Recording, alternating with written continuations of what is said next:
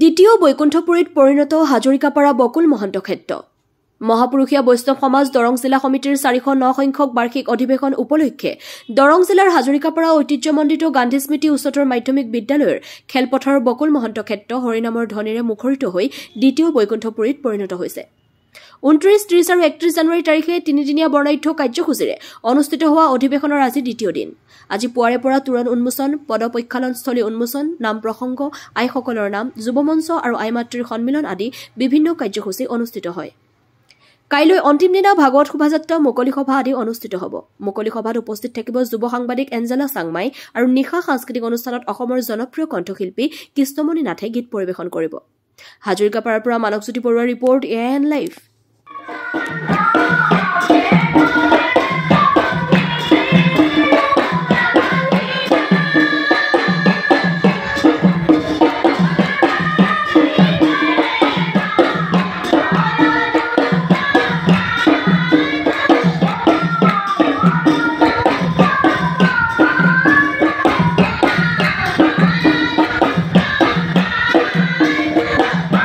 দৰং জিলা বৈষ্ণৱ সমাজৰ 409 সংখ্যক অধিৱেশনখন এবাৰ হাজৰিকাপাৰাত অনুষ্ঠিত পৰিৱেশিত কৰাইছিল আৰু ইতিমধ্যে যোৱাকালিৰ পৰা তিনিদিনীয়া কাৰ্যসূচীৰে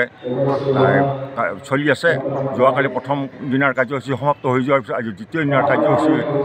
চলি আছে ৰাতিপুৱা উমা চহৰীয়া সৌৰনী মঞ্চ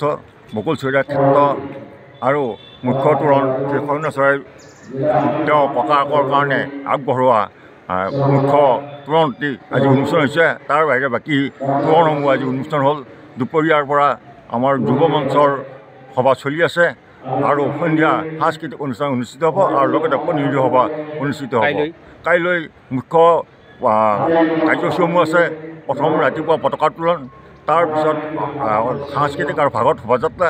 আৰু আবেলি মূল যিখন সভা সমালোচনা হ'ব সেই সভা আৰম্ভ হ'ব আৰু ৰাতিলৈকে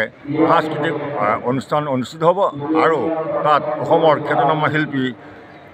কৃষ্ণমণি নাথে তাত গীতৰ শৰাই আগবঢ়াব